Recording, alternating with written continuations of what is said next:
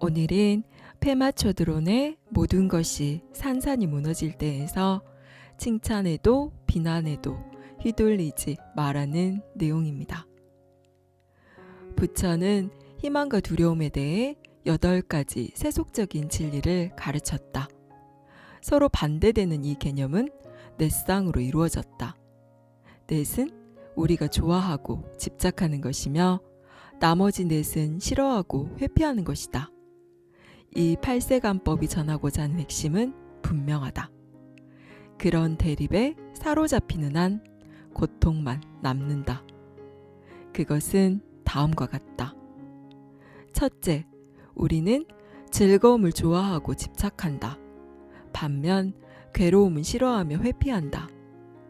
둘째, 우리는 칭찬을 바라며 집착한다. 반면 비난은 두려워하며 회피한다. 셋째, 우리는 명예를 쫓으며 집착한다. 반면 불명예나 수치는 싫어하며 회피한다. 끝으로 넷째, 우리는 이익에 기뻐하고 무언가 계속 얻으려고 집착한다. 반면 손해는 슬퍼하며 가진 것을 잃게 될까봐 두려워한다.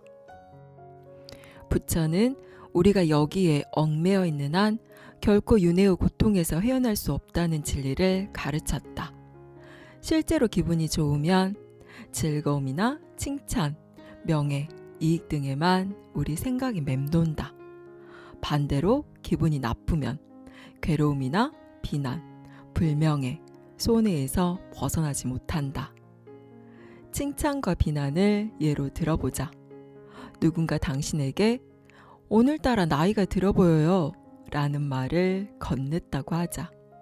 만약 얼른 어른이 되고 싶어하는 초등학생이나 10대 청소년이었다면 그 말에 무척 기분이 좋았을지도 모른다. 묘한 쾌감과 우쭐함마저 느끼지 않겠는가? 반면 젊어지기 위해 안다라는 중년 여성이나 할머니였다면 어땠을까? 상대방의 말에 모욕감을 느끼는 정도를 넘어 씻기 힘든 상처로 남을지도 모른다. 이처럼 우리는 똑같은 세상사를 놓고도 어떻게 해석하느냐에 따라 기분이 극에서 극으로 오간다. 따라서 내 기분이 시시각각 어떻게 변하는지 주의 깊게 살피면 스스로 어떤 설정을 만들어 놓고 사는지 알아차리게 된다. 우리는 언제나 내면에 주관적인 현실을 품고 산다. 그것이 외부 세계와 부딪혀 끊임없이 감정적인 반응을 일으킨다.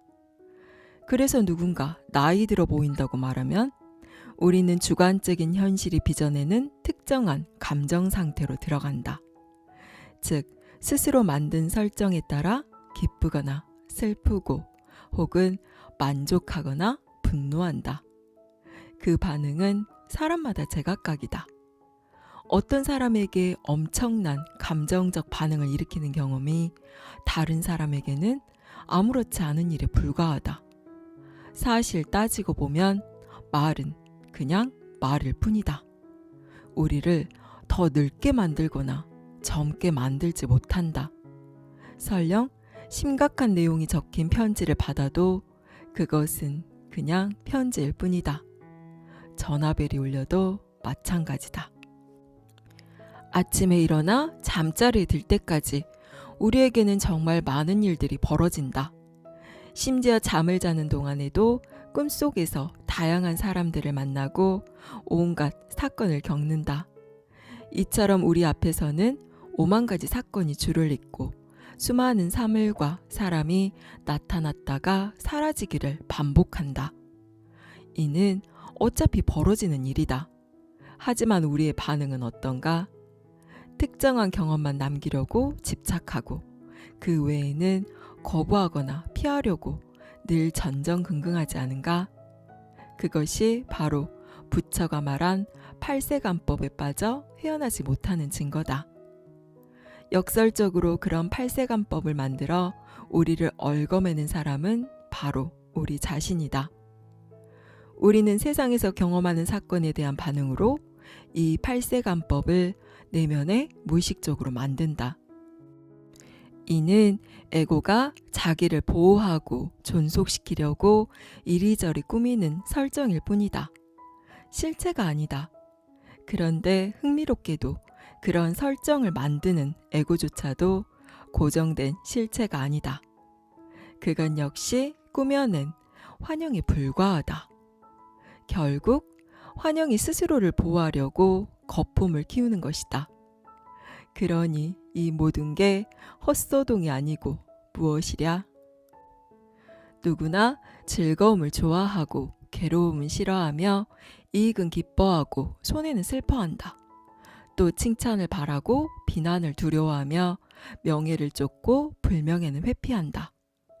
오락가락하는 이런 감정 노름에 지쳐 아예 감정을 없애버리겠다고 다짐할 수도 있다.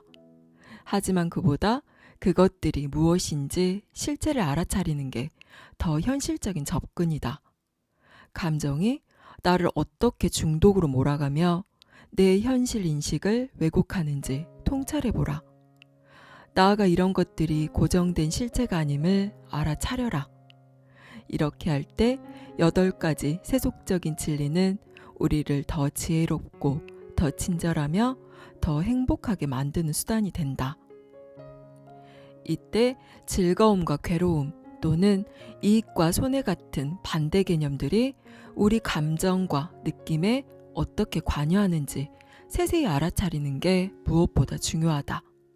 그 과정에서 우리는 그저 스쳐 지나가는 작은 생각이나 에너지가 순식간에 에드벌룬만큼 거대한 괴로움으로 부풀어 오르는 것을 확인하게 된다. 이때 두려움을 버리고 자기 앞에 솔직해져야 한다.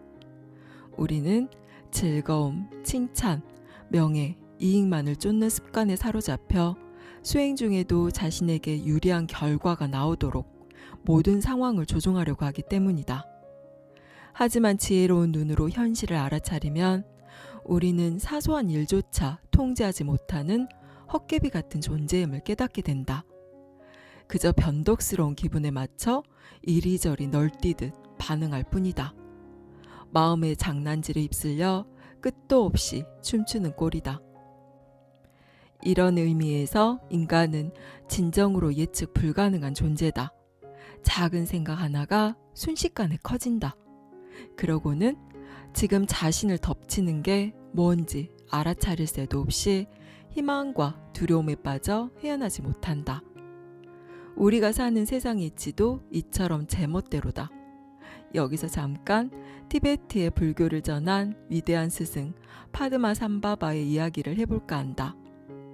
파드마 삼바바는 8세기 인물로 전설에 따르면 어느 날 아침에 호수 한가운데에 핀 연꽃 위에 앉은 채로 모습을 드러냈다고 한다.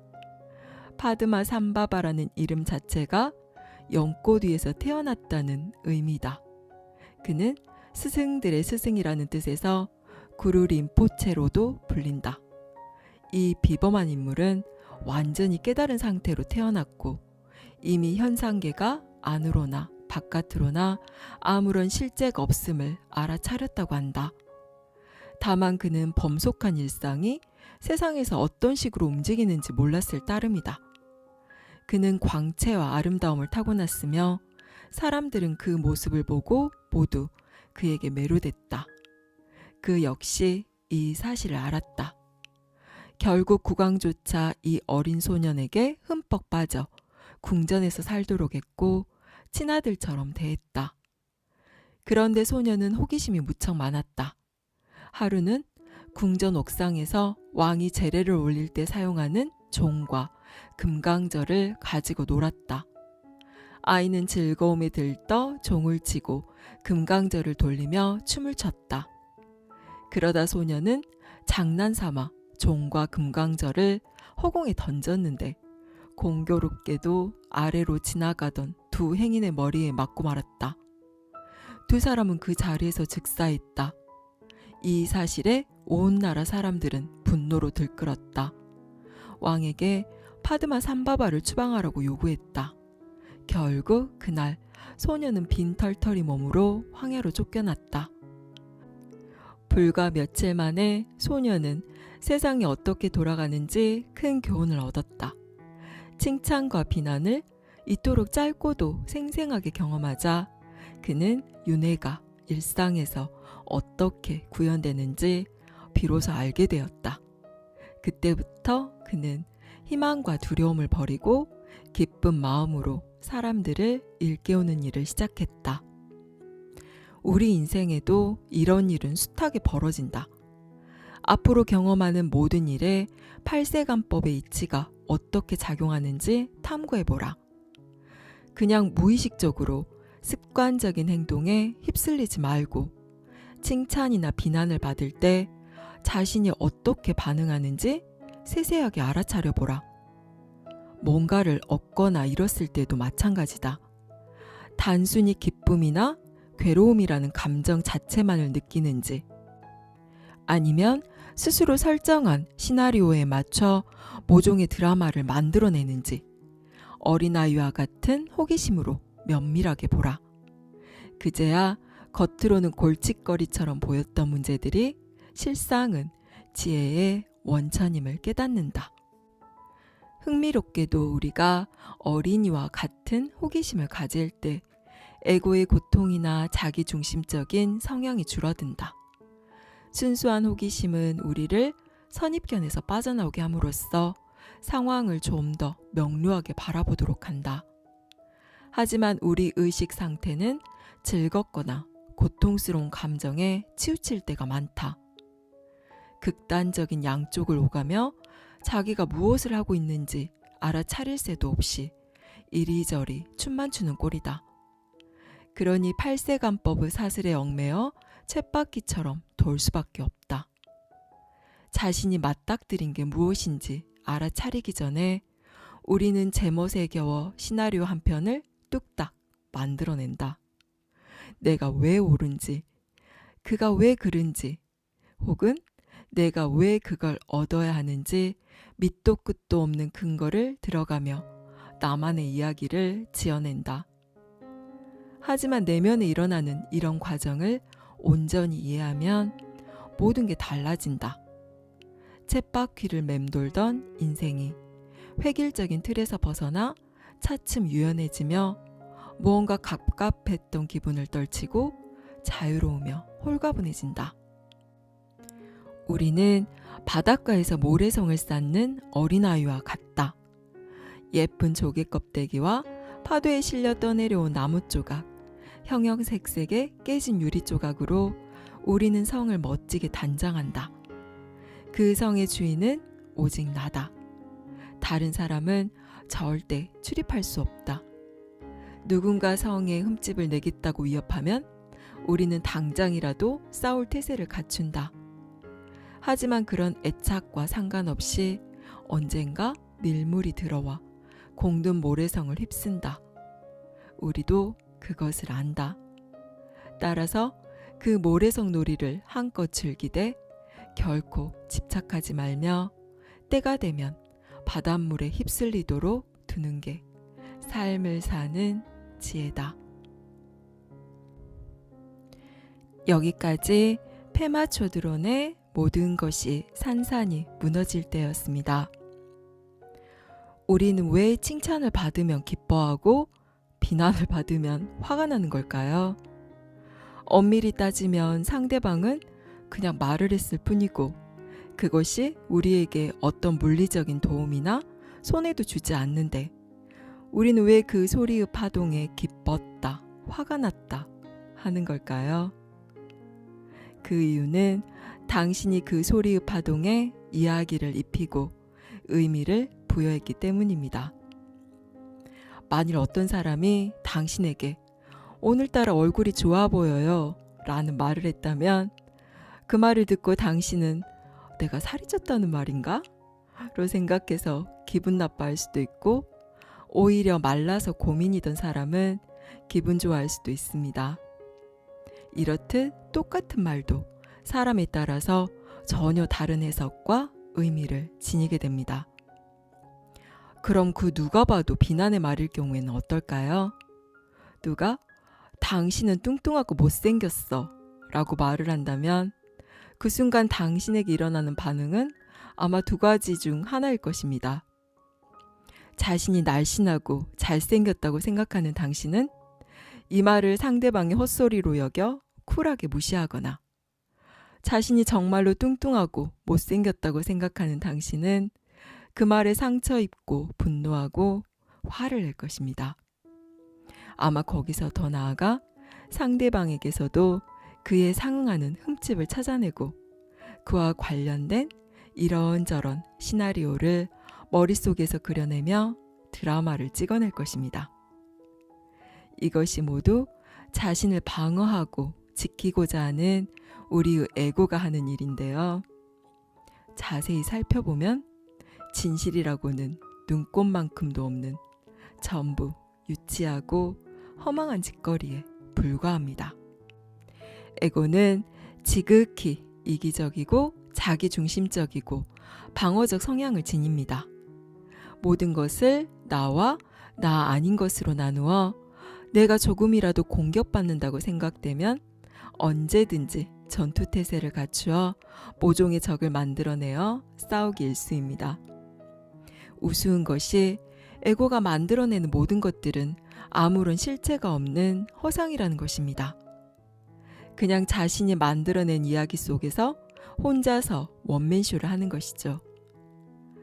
만일 우리가 타인의 말을 붙잡고 집착하지 않는다면 그것은 우리에게 아무런 영향도 미치지 못합니다.